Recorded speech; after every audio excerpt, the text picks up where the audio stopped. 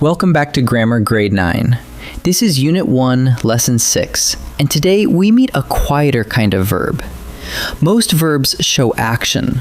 Someone runs, builds, or decides. But some verbs don't do anything at all. Instead, they connect. We call them linking verbs, and once you can spot them, a whole layer of every sentence opens up. Let's take a close look. A linking verb doesn't show action at all. Instead, it joins the subject to a word that tells us something about it. That word either identifies the subject, says what it is, or describes it. Look at this. The lake is calm. The word is doesn't do anything. It simply connects lake to calm. Think of a linking verb as a bridge, connecting the subject to a word that renames or describes it. The most common linking verbs are the forms of the verb be. Say them with me.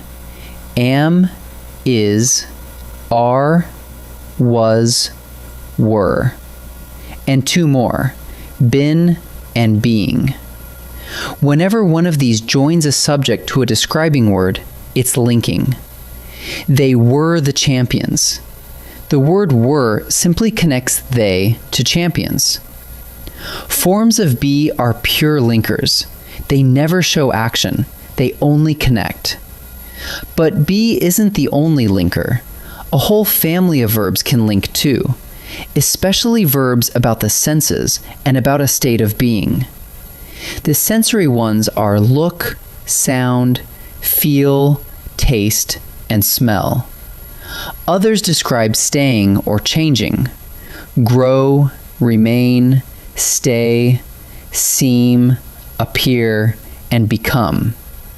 Listen, the bread smells wonderful.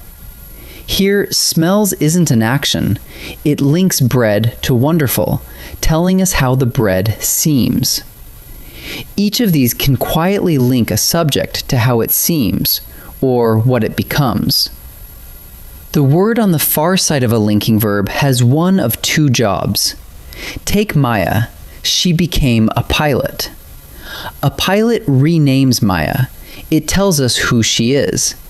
And a noun that does this is called a predicate noun. Other times, the word describes the subject. The sky grew dark. Dark describes the sky, telling us what it's like. And an adjective that does this is called a predicate adjective. So the rule of thumb is simple. If the linked word renames the subject, it's a noun. If it describes the subject, it's an adjective. Here's the catch that makes this tricky. Many of those verbs, taste, feel, grow, smell, look, can also be action verbs depending on the sentence. Watch the same verb do both. She tasted the soup. Here, tasted is a real action.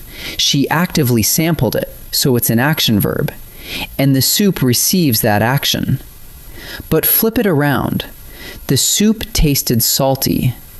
Now, nothing is doing anything to the soup. Tasted simply links the soup to salty, which describes it. Same verb, tasted, but one sentence it acts, and the next it links. So how do you tell which job the verb is doing? Here's a quick test. Take the verb and try swapping in a form of be, is or was, or the word seems. If the sentence still makes sense, the verb is linking. The soup tasted salty becomes the soup was salty. That still works. So tasted is linking here. But if the swap sounds ridiculous, the verb is showing action. She tasted the soup becomes she was the soup. Clearly wrong. So this tasted is an action verb. The swap only works when the verb is genuinely linking two ideas together. Let's put it all together into a quick check. First, find the verb and see whether it joins the subject to another word instead of showing action. Second, swap in is, was, or seems in its place. Third, if the sentence still works, it's a linking verb. If it falls apart, it's an action verb. And fourth, once you know it's linking, look at that final word. If it renames the subject, it's a predicate noun. If it describes the subject, it's a predicate adjective. Run those 4 steps and you'll never mix them up. Let's practice. In this first set, each sentence uses a verb that could go either way. Run the swap test in your head and decide, is the verb linking or is it showing action? Pause the video and try each before I reveal the answer. The bakery smelled amazing this morning. Try the swap. The bakery was amazing. That still makes sense, and amazing describes the bakery, not something it did. So smelled is a linking verb. The detective smelled the faint smoke. Swap it. The detective was the faint smoke. That's nonsense. Here, the detective is actively using her nose, and the smoke receives the action. So smelled is an action verb. After the storm, the streets remained quiet. Swap in a form of be. The streets were quiet. That works perfectly, and quiet describes the streets. So remained is a linking verb. Now, every sentence already uses a linking verb. Your job is to look at the word it points to and decide. Does that word rename the subject, making it a predicate noun, or describe the subject, making it a predicate adjective? Pause and try each before I answer. The old bridge is a landmark.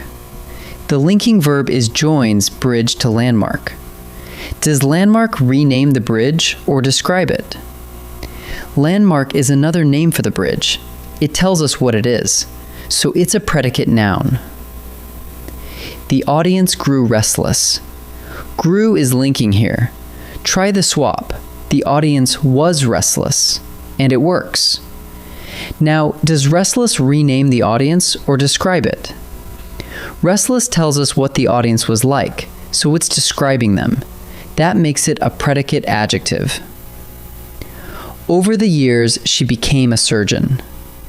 Became links she to surgeon.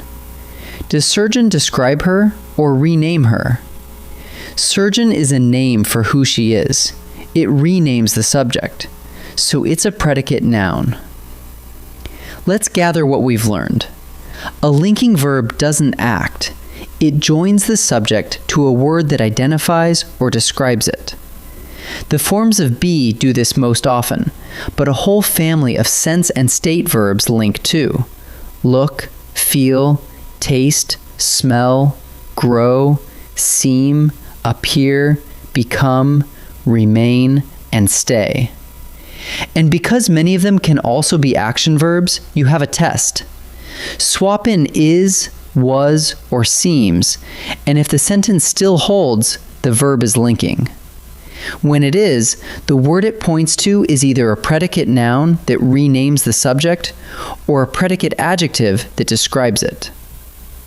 In our next lesson, we'll look at helping verbs and how they team up with main verbs.